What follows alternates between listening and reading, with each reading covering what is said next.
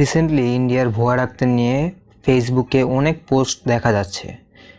তাই এটা সত্যতা যাচাইয়ের জন্য আমি নিজেই অনলাইনে এবং ইন্ডিয়ার বিভিন্ন নিউজ চ্যানেলগুলোর নিউজ পেপারগুলোর অনলাইন পোর্টালে ঘাটাঘাটি করে দেখতে পেলাম যে এটা সত্য আসলেই।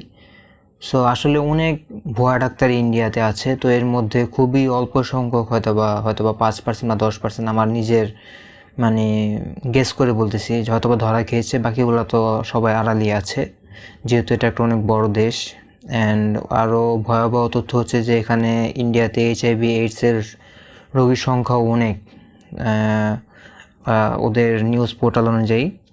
এবং WHO ওয়ার্ল্ড হেলথ অর্গানাইজেশনের তথ্য মতেও এখানে ভুয়া ডাক্তার অনেক। অ্যান্ড ওরা কি করে, ভুয়া ডাক্তাররা রোগীদের শরীরে HIV এইডস আর কি সিরিঞ্জের মাধ্যমে ঢুকিয়ে দেয়। জানি না এটা ওরা জেনে বা না জেনে করে নাকি, যেহেতু ওই দেশে অনেক HIV এইডসের সংখ্যা অনেক দিনে দিনে বাড়তেছে। অ্যান্ড রিসেন্টলি কয়েকজন ভিকটিমের কথাও শুনেছি যারা নাকি ইন্ডিয়াতে ট্রিটমেন্ট করতে গিয়ে বা যাদের রিলেটিভরা গিয়ে আর কি প্রতারিত হয়েছে এবং ইভেন ভুল ট্রিটমেন্টের জন্য মারাও গিয়েছে এবং দালালের খপ্পরে পড়েছে। তো আশা করি আপনারা যদি ইন্ডিয়াতে যান তাহলে সেইভাবে সতর্ক থাকবেন, দালালের চক্র থেকে বেঁচে থাকবেন এবং ভালো নাম করা রিপুটেড হসপিটাল থেকে করবেন। আর সবচেয়ে বেশি ভালো হয় যদি আপনারা থাইল্যান্ড আর মালয়েশিয়ায় যে ট্রিটমেন্ট নেন। মূলত আমার ফুফা পায়ের ট্রিটমেন্ট করানোর জন্য ইন্ডিয়া যেতে চায়। এতদিন যাবৎ বাংলাদেশ ট্রিটমেন্ট করা ছিল, বাট তেমন কোনো সুফল পাচ্ছিল না। তো সে বললো যে সিম্পল একটা পায়ের ট্রিটমেন্ট, তো আমি নিজে একাই যেতে পারবো। এবং একটা ছোট্ট একটা কথা বলি, সেটা হচ্ছে আমার জামাই আগে ইয়েতে থাকতো, মালয়েশিয়া থাকতো এবং হচ্ছে আপনার সৌদি আরবে থাকতো। তো সে তো মোটামুটি বিমানে বা বাইরের দেশের থেকে অভ্যস্ত হয়েছে। তো সেক্ষেত্রে সে ভাবছে যে একাই যাবে এবং গিয়ে ওখানে ট্রিটমেন্ট দেবে, যেহেতু বাংলাদেশে অনেক ট্রিটমেন্ট পাচ্ছে না। তো বরাবর মতো আমরা টিকিটটা কেটে দিই এবং 50,000 রুপি দিয়ে আমরা তাকে 12টার সময় প্লেনে তুলে দিই। এবং সে তো আসলে আমরা নিজেরও ভাবি নেই যে এত বড় একটা অ্যাক্সিডেন্ট ঘটে যাবে তার সাথে। তো সে বেসিক্যালি পায়ের ট্রিটমেন্ট করানো যায়, করাতে গেছিলো ওখানে। তো ওখানে যাওয়ার পর শুনে যে রোববার দিন নাকি ডক্টর দেখবে না, সোমবার দিন দেখবে। তো শনিবার দিন গেছে, শনিবার রাত থাকছে। তো রোববার দিন রাতটা আর কি মোটামুটি পার করছে, মানে কি বলবো তা, রাত্রে যখন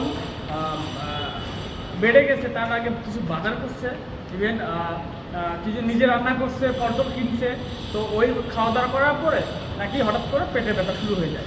এখন আমরা তো জানি পেটে ব্যথা মানে গ্যাসের জন্য ম্যাক্সিমাম টাইম মানে হয় আর কি, আমরা নর্মাল একটা গ্যাস ওষুধ খাইলে পরে ঠিক হয়ে যায়। তো উনিও এটাই করছে, গ্যাস ওষুধ খাইছে এবং খেয়ে দিয়ে শুয়ে আছে। মিড রাত্রে নাকি অনেক বেশি ব্যথা করছে। তো এমন তো অবস্থায় সে বুঝতে পারে নাই। তো রাতটা পার হয়েছে, পরের দিন হচ্ছে সে অ্যাপোলো হসপিটালে পায়ের ডাক্তারের কাছে গেছে। ওইখানে গিয়ে তো পায়ের ডাক্তারে মানে সে পায়ের ট্রিটমেন্ট নেওয়ার পাশাপাশি সে ভাবছে যে পেটে ব্যথা আছে, যেহেতু একটু এটার কথা বলি। তো ডাক্তারকে বলছে এবং ওই কথা বলতে বলতে নাকি ওই সময় তার পেটে ব্যথা শুরু হয়ে যায়। তখন ডাক্তার বুঝতে পারে নাই, জামাইও বুঝতে পারে নাই। তখন ফুয়ার মানে আমার ফুয়াতো ভাই আছে বড়, তো ওনাকে ফোন দিছে আমার জামাই, যেমনি হোক ফোনটা দিছে। দেওয়ার পর ডাক্তারের সাথে কথা বলছে ভর্তি ফোনে। কথা বলার পরে তখন ডক্টর ইনিশিয়ালি তাকে বলছে যে আপনার বাবাকে হচ্ছে আমরা ট্রিটমেন্ট করতে পারতেছি না, আমরা হচ্ছে রাজীব গান্ধী গভর্নমেন্ট হসপিটালে আমরা রেফারেন্স করে দিচ্ছি।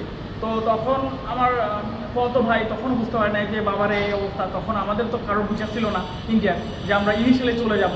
তো তখন নাকি হয়তো সম্ভবত ওই ডক্টর একটা দালালের মাধ্যম দিয়ে আমার ফুয়াকে রাজীব গান্ধী হসপিটালে রেফার করে দেয়। তো এখন দালাল যেটা করে আর কি, তো এখন কন্টিনিউয়াসলি দালাল হচ্ছে আমাদের কাছ থেকে টাকা চার্জ করতেছে।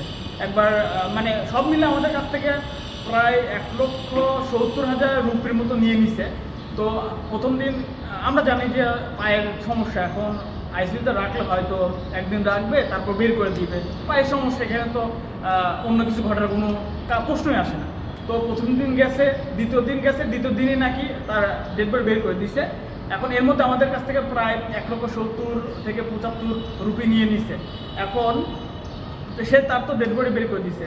তখন আমরা আসলে মানে বুঝতে পারতেছিলাম না যে আমাদের আসলে কি করা উচিত, কীভাবে মারা গেল আমরা কিছু জানলাম না, বুঝলাম না। একটা মানুষের সুস্থ মানুষকে আমরা ট্রিটমেন্ট করার জন্য, সিম্পল একটা ট্রিটমেন্ট করানোর জন্য পাঠাইলাম, আর লাস্ট হয়ে মানে এখন তাকে আমরা রিসিভ করব, মানে বলা চলে এই বৃহস্পতিবার আমরা তুলে দিছি। আর এক সপ্তাহ পর লাস্ট আস্তে আস্তে অনেক প্রসিডিউর আছে, ওইগুলো মেনটেন করতে করতে আমাদের এক সপ্তাহ লেগে যায়। তো গেছে বৃহস্পতিবার দিন, আর আমরা পাইছি লাস্টটা সামনে মানে গত বৃহস্পতিবার দিন। তো এখানে একটা কথা ছোট্ট করে বলতে চাই, সেটা হচ্ছে যে আপনারা যদি চেন্নাইতে যান, চেন্নাইতে তো ম্যাক্সিমাম লোকজন অ্যাপোলোতে যায়, তো আপনারা একটু সাবধানে থাকবেন দালালদের চক্রের কাছ থেকে, কারণ ওরা আপনাকে যেভাবে হোক আপনার ফান্ডে ফেলবে এবং আপনার কাছ থেকে টাকা খুলবে। তো আমি লাস্টে একটা কথা বলতে চাই, সেটা হচ্ছে আমার নিজের এক্সপিরিয়েন্স, এবং আপনারা যদি যে টাকা দিয়ে ইন্ডিয়াতে চিকিৎসা করার জন্য যাবেন, সেই টাকা দিয়ে মালয়েশিয়া কিংবা থাইল্যান্ডে খুব সহজ এবং ওই সেম টাকা দিয়ে ভালো একটা ট্রিটমেন্ট পেয়ে যাবেন আমি মনে করি। আপনারা পারলে এটা নিয়ে রিসার্চ করবেন যাওয়ার আগে। ধন্যবাদ।